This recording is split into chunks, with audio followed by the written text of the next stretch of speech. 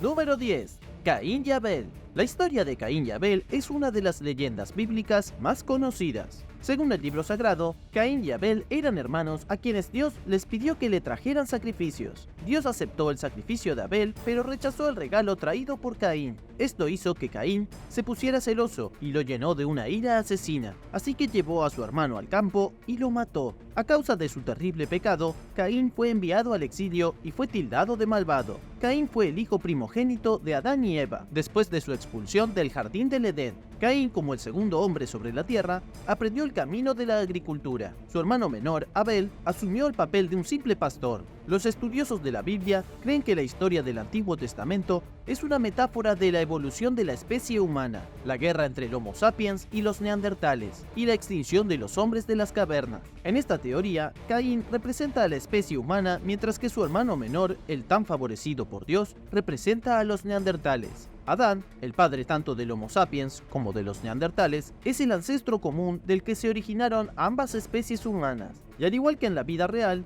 Caín, que representaba a los humanos modernos, asesina a Abel, toda la especie de neandertal. Sabemos que esto probablemente sucedió debido al registro arqueológico. Científicos de la Universidad de Duke descubrieron el cadáver de un neandertal asesinado llamado Shanidar III.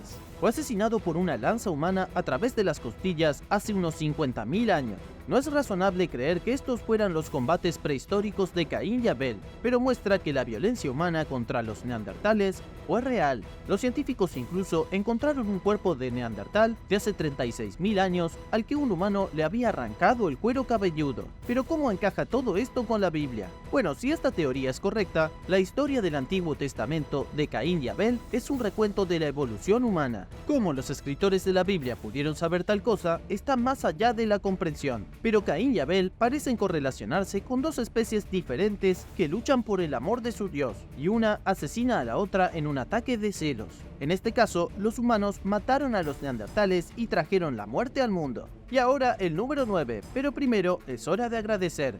Gracias a todos nuestros suscriptores por ver el video y apoyar a Lo Puedes Creer. Si eres nuevo por aquí, asegúrate de suscribirte y unirte a la familia. Número 9. Los hijos de Sadoc. El linaje de Moisés y su hermano Aarón es uno de los mayores misterios bíblicos que nunca se ha resuelto. Uno de los personajes que siempre ha intrigado a los eruditos bíblicos es Sadoc, cuyo nombre en hebreo significa justificado. Según el libro sagrado, Sadoc era descendiente de Eleazar, quien era uno de los hijos de Aarón. Se convirtió en sumo sacerdote de Israel durante el reinado del rey David, el mismo hombre que mató al gigante Goliat. Luego continuó siendo sumo sacerdote durante el reinado del hijo de David, el mago bíblico, el rey Salomón. Sadoc ayudó al rey David cuando su hijo Absalón se rebeló contra él. También fue una de las figuras fundamentales para asegurar el trono de Salomón. Luego, después de que Salomón construyó el primer templo en Jerusalén, el templo legendario que ya no está en pie, sirvió como sumo sacerdote allí. Aarón es considerado el primer sumo sacerdote del judaísmo. Su hermano Moisés sacó a los israelitas de Egipto y Aarón asumió el papel de líder religioso. Sus hijos recogieron el manto después de él, engendrando generación tras generación de sumos sacerdotes. Sin embargo, este no era solo un caso de nepotismo, era un pacto entre Aarón y Dios. Dado que Aarón era el sacerdote elegido por Dios, se acordó que solo sus descendientes podrían ser sacerdotes. Esto marcó el comienzo de la era de los sadoquitas. El hijo de Aarón, Eleazar, se convirtió en el siguiente sacerdote, y después de eso, su hijo Sadoc asumió el cargo, y sus hijos continuaron con este patrón. Esto duró todo el camino desde aproximadamente del 1000 hasta el 167 a.C., con el surgimiento de los asmoneos. Con los asmoneos llegó la influencia de la Grecia helenística, que pudo haber comenzado a erosionar las tradiciones antiguas. La revuelta macabea del siglo II a.C. fue para luchar contra la influencia helenística, pero terminó con el imperio seleucida derrotando a los judíos e imponiendo aún más su influencia sobre ellos. Y aquí es donde la historia pierde el linaje de Sadoc y los sadoquitas. Muchos creen que la sangre todavía corre con fuerza en algún lugar de la comunidad judía, pero no hay más sumos sacerdotes de Sadoc que sepamos. Número 8. Los 7 demonios de María Magdalena. El misterio de María Magdalena comienza con el Nuevo Testamento. Sabemos que su ciudad natal era Magdala, a orillas del mar de Galilea. Ella, como los demás discípulos de Jesús, se sintió atraída por él, pero cuando los hombres de su compañía abandonaron a Jesús en su hora de necesidad, María se quedó a su lado. Ella estuvo allí en la crucifixión y estuvo presente en su tumba. Ella también fue la primera persona a la que Jesús se le apareció después de que resucitó. Esto es de acuerdo a lo que está escrito en los evangelios. Pero si miramos más allá de la Biblia, a los textos no canónicos, la escritura religiosa temprana que nunca se incluyó en la Biblia, vemos que María Magdalena pudo haber sido incluso la esposa de Jesús. Algunos creen que María era una prostituta, pero esta creencia solo apareció alrededor del siglo III, cuando la iglesia realmente comenzó a odiar a las mujeres con toda su fuerza. Una de las historias más extrañas de María apareció en el Evangelio de Marcos. En la versión King James, Marcos 16:9, dice: se apareció primero a María Magdalena, de la cual había echado 7 demonios. ¿Pero qué diablo significa esto? Lo vemos de nuevo en el Evangelio de Lucas, en el que se menciona brevemente que a María le echaron 7 demonios. Los 7 demonios tal vez estaban destinados a ser espíritus malignos. Durante el siglo I, en el que Jesús estaba vivo, alguien que tuviera espíritus o demonios en su interior estaba directamente relacionado con la posesión demoníaca, que en sí misma probablemente estaba relacionada con la enfermedad mental. Se creía que cualquiera que tuviera algo mentalmente malo o una enfermedad de la mente estaba poseído por fuerzas malignas. Puede ser un poco exagerado, pero algunos eruditos han sugerido que basándose en el hecho de que Jesús curó a María Magdalena de 7 demonios, significa que ella tenía una enfermedad mental. Los lugareños de Magdala pueden haber pensado que María estaba loca, pero luego apareció Jesús, la reclutó para su grupo de seguidores y potencialmente incluso se casó con ella. Número 7. Adopcionismo. El adopcionismo es una extraña rama del cristianismo en la que sus seguidores creen que Jesucristo nació como un bebé humano. Rechazan la idea de que María, la mamá de Jesús, fuera virgen. En cambio, aquellos que confían en los ideales del adopcionismo creen que Dios adoptó a Jesús más tarde en la vida. Jesús solo ganó su título de Cristo a través de una vida de devoción a Dios. No era el verdadero Hijo de Dios de ninguna manera. Simplemente dedicó su vida a una deidad suprema y fue premiado por sus esfuerzos. El adopcionismo fue una de las primeras ramas importantes del cristianismo en los primeros días después de la muerte de Jesús. Los historiadores creen que fue una forma en que los primeros cristianos reconciliaron la idea de que Jesús nació de un milagro cuando crecieron con el monoteísmo incondicional del judaísmo. Para los judíos, tanto antiguos como actuales, una trinidad divina es inaceptable. Para ellos, la idea misma es francamente herejía. La principal diferencia entre el judaísmo y el cristianismo es que los judíos no aceptan a Cristo. El adopcionismo era una forma en que los judíos que querían convertirse tenían sentido de Jesús sin ser herejes. Podían aceptar que Jesús era algo divino, pero que su divinidad venía de Dios como un regalo de adopción. Como probablemente puedas adivinar, el adopcionismo no era algo que entusiasmara mucho a la iglesia. En el siglo II, el adopcionismo se consideraba herejía, y todos sabemos lo que les pasó a los herejes. Murieron atados a un poste que a algunos les prendieron fuego. Número 6. David y Salomón. Los dos primeros reyes legendarios de Israel fueron David y Salomón. Los discutimos brevemente antes cuando hablábamos de los sadoquitas. ¿Pero eran estos realmente reyes de Israel o simplemente personajes de un libro? David derrotó al gigante filisteo y fue coronado rey. Luego, a su hijo Salomón se le dio otro conocimiento mundano, poderes mágicos increíbles y una inmensa riqueza. Israel Finkelstein y Neil Asher Silverman escribieron un libro completo sobre el tema. En su libro, los académicos discuten cómo la verdadera extensión física del imperio del rey David es un tema candente de debate. Las excavaciones en Jerusalén han fallado una y otra vez en producir evidencia de que Jerusalén era una gran ciudad. En la Biblia, Jerusalén es un lugar maravilloso que fue gobernado por un poderoso imperio hace aproximadamente 3000 años. Pero la evidencia física dice lo contrario. Incluso los monumentos anteriormente atribuidos al rey Salomón han resultado estar conectados con otros reyes de diferentes épocas. Es una píldora difícil de tragar, pero la arqueología dice que el Antiguo Testamento exageró los hechos. Según los investigadores, no hubo un éxodo masivo de Egipto y los israelitas no vagaron por el desierto durante 40 años comiendo nada más que polvo mágico de Dios. Pero ¿qué prueba hay de que existieron David y Salomón? Hasta 1993 no había ninguna, pero luego los arqueólogos encontraron un fragmento de un monumento del 835 a.C.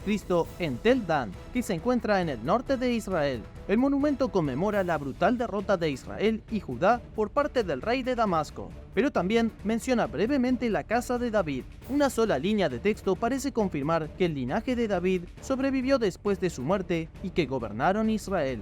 De hecho, eso es más o menos todo en el camino de la prueba. De lo que sí tenemos evidencia, según Finkelstein y Silverman, es que Jerusalén era pequeña y débil. Nunca ha habido ningún descubrimiento que indique riqueza o una gran población en la ciudad antigua. Esto sugiere que las campañas militares bíblicas nunca sucedieron y que Jerusalén nunca experimentó el poder que la Biblia dice que experimentó. El templo de Salomón puede haber sido poco más que una choza de piedra con techo de paja, no la gran estructura megalítica descrita en el libro sagrado. Número 5. El Evangelio de Judas. El Evangelio de Judas es uno de los textos bíblicos más impactantes que no encontrarás en ninguna Biblia. Esto se debe principalmente a que pinta a Judas, el hombre que vendió a Jesús por algo de plata, bajo una luz muy diferente a la de la Biblia. El contenido del Evangelio describe una conversación entre Jesús y Judas. Los estudiosos han fechado el primer manuscrito en el siglo II, posiblemente escrito alrededor del año 180 por una secta de cristianos gnósticos.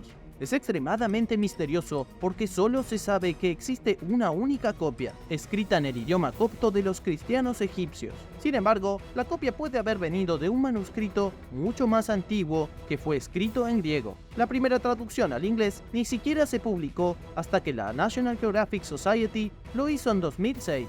En la Biblia normal, Judas Iscariote entrega a Jesús a las autoridades para que lo crucifiquen a cambio de dinero en efectivo. Judas hizo esto por el deseo egoísta de dinero, por lo que en la mayoría de los círculos cristianos se le considera un villano y un traidor. Pero en el Evangelio de Judas se le presenta como un buen tipo. El Evangelio afirma que Judas vendió a Jesús a las autoridades solo porque Jesús le dijo que lo hiciera. El Evangelio continúa diciendo que los otros discípulos no tenían idea de que Jesús dio la orden, razón por la cual en los otros evangelios se ve a Judas bajo una luz tan pobre. De hecho, el Evangelio afirma que solo Judas entendió verdaderamente las lecciones que Cristo estaba tratando de enseñar. El Evangelio es muy controvertido, y es fácil ver por qué. La doctora April de Koenig fue una de las mayores desafiadoras de la interpretación de este libro. April afirmó que el texto no era un evangelio en absoluto, sino que fue un escrito como una parodia por la secta gnóstica conocida como los setianos. Luego está la confusión acerca de dónde vino el Evangelio de Judas. El papiro en el que estaba escrito apareció en la década de 1970 en Egipto. Fue nombrado Codex Chacos y estuvo guardado por un coleccionista de antigüedades hasta que fue transferido a la Fundación Mecenas para el Arte Antiguo en Suiza. Pero por ahora no se sabe si se trataba de un relato real de la conversación de Judas con Jesús o si se trataba de una parodia propuesta por April de Koenig. ¿Cuáles son tus pensamientos sobre el Evangelio de Judas? Cuéntanos lo que piensas en los comentarios. Y mientras estás en eso, presiona el botón de suscripción. Número 4. El Apocalipsis Zombie. De los 4 evangelios del Nuevo Testamento, solo uno de ellos menciona un apocalipsis zombie. Es en el Evangelio de Mateo, donde escuchamos una descripción que se parece mucho a un brote de zombies. Mateo 27, del 51 al 54, afirma que en el momento de la muerte de Jesús, el templo se partió en dos, la tierra tembló y las tumbas se abrieron. Los cuerpos de los que habían muerto fueron devueltos a la vida. Salieron de sus tumbas junto a Cristo resucitado, a quien siguieron hasta la ciudad santa y luego se aparecieron a los que estaban dentro. Parece que Mateo está describiendo a Jesús levantándose junto a una horda de zombies. En medio de su narración de Jesús pereciendo en la cruz, comienza a hablar de los muertos que se liberan de sus tumbas. Pero, ¿es esto algo histórico real que sucedió o es solo un simbolismo poético interpretativo sumiso? Todo el mundo sabe que Jesús se levantó de su tumba, pero la mayoría de la gente no se da cuenta de que Mateo dijo que muchos otros también lo hicieron. Mateo nunca nombra a ninguno de los zombies y no explica cuántos hay, ni siquiera describe lo que hacen. Solo dice que volvieron a la vida. Tampoco hay otra mención de ellos por parte de los historiadores antiguos. Pero si realmente hubo un levantamiento de zombies, uno pensaría que alguien más lo habría mencionado. Es posible, bíblicamente hablando, que Jesús resucitó junto a un pequeño puñado de muertos, pero que esto suceda en la vida real es muy dudoso. Número 3. Los Bibionitas herejes. Los Bibionitas pasaron a la historia como algunos de los fanáticos religiosos más locos que jamás se separaron de la corriente principal del cristianismo. Eran un tipo de dominación gnóstica diferente a cualquier otro tipo gnóstico. Los Bibionitas tuvieron presencia en el cristianismo y el judaísmo, e incluso se infiltraron en religiones más antiguas como el mitraísmo. Probablemente comenzó en la antigua Siria, luego se extendió lo suficiente como para que las creencias gnósticas comenzaran a influir en el hinduismo y el budismo en Asia. La mayoría de los grupos gnósticos rechazaron el cuerpo humano y el mundo material como una ilusión maligna. La idea general era que el cuerpo humano era una prisión donde el alma del individuo estaba atrapada y que el único camino al cielo era a través de la reunificación con Dios. Los gnósticos también tenían muchas ideas diferentes sobre Jesús, pero quizás las más extrañas de todas fueron las creencias de los Bibionitas. La mayor parte de su sagrada escritura giraba en torno a María Magdalena. Hicieron referencia a muchos textos sagrados, incluido el Apocalipsis de Adán, el Evangelio de Eva,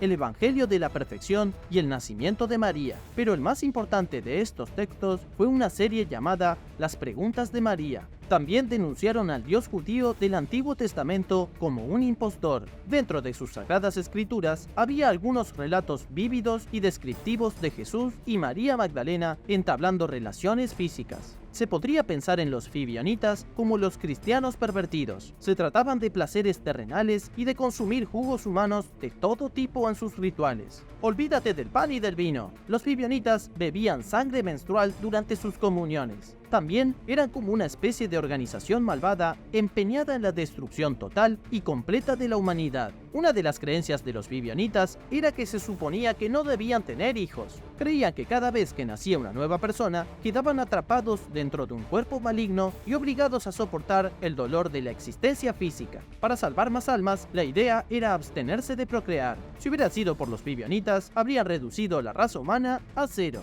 La verdad sobre esta misteriosa secta de gnósticos es vaga en el mejor de los casos. Sabemos que el historiador Epifanio los odiaba mucho. Incluso escribió que mientras caminaba por las calles de Alejandría, dos mujeres intentaron reclutarlo para los Bibionitas, seduciéndolo, pero rechazó sus avances y los informó a los obispos. Y como resultado, un grupo de 80 Bibionitas fueron expulsados de la ciudad.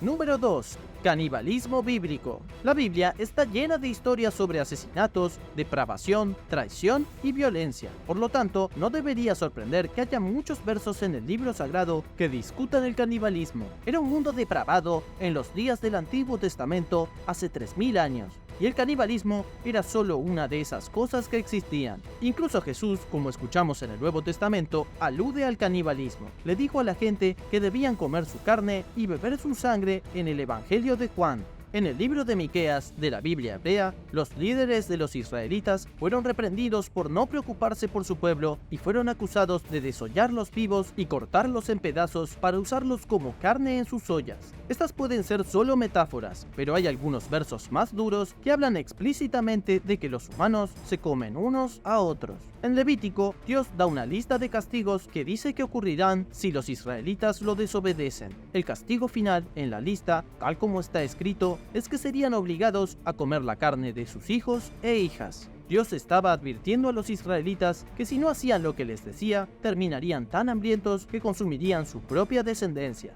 Dios parecía pensar que los israelitas siempre estaban a punto de comerse unos a otros. En Deuteronomio dice lo mismo.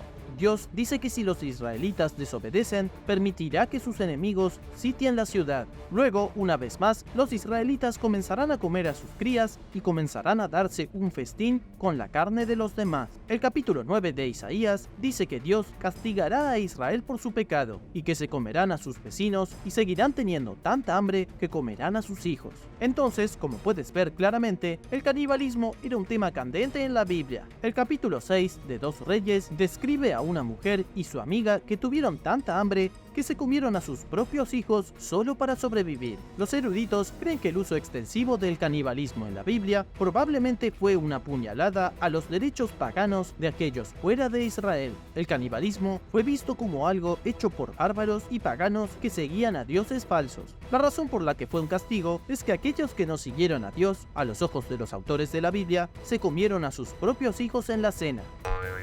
Número 1. La verdad de Satanás. Satanás es muy diferente según la religión a la que pertenezcas. Los cristianos ven a Satanás como un ángel demoníaco, uno que cayó a la tierra cuando se rebeló contra Dios. Pero en la tradición judía, Satanás es un agente de Dios. Satanás es parte del consejo divino, un siervo de Dios y un acusador de los pecadores. Y para entender las diferencias, necesitamos ver en qué creía el pueblo judío hace 2000 años. En el Antiguo Testamento, Satanás no es realmente un tipo malo. La literatura bíblica judía obliga a su lector a mirar la noción de libre albedrío, así como el bien contra el mal. Los judíos creen haber nacido con la capacidad de elegir el bien o el mal. Dios ordena a una persona que elija el bien, y los que eligen el mal son desarraigados y marcados por Satanás. Una versión temprana de la historia de Abraham tiene a Satanás probando al hombre en lugar de Dios porque aparentemente ese era su trabajo. Todo acerca de la fe judía es que creen que Dios es todopoderoso, lo que significa que nunca en 1.000.000 de años sería desafiado por un ángel rebelde. En cambio, Satanás era un soldado de Dios que extirpaba a los inicuos. Pero los seguidores de Cristo cambiaron por completo la narrativa, adoptaron un enfoque más dualista, creyendo en la idea de una buena y una mala fuerza de la naturaleza. Y por supuesto, Satanás fue la elección fácil para convertirse en el señor de las tinieblas, el tentador y el profanador, mientras que los cristianos tienen la creencia de que los humanos ya nacen arraigados en el pecado, los judíos no. Los judíos creen que las personas tienen la opción de ser buenas o malas, y que depende de ellas, no de Satanás. Por otro lado, los cristianos dicen que la única forma de estar libre del pecado es a través de la adoración a Jesucristo, y mientras tanto, el diablo está tratando de guiarte por el camino equivocado. Gracias por ver el video. ¿Cuáles son tus pensamientos sobre los orígenes de Satanás? Haznoslo saber en los comentarios a continuación. Y si te gustó este video, asegúrate de dejar un me gusta, suscribirte al canal y nos vemos en el próximo. ¡Chao!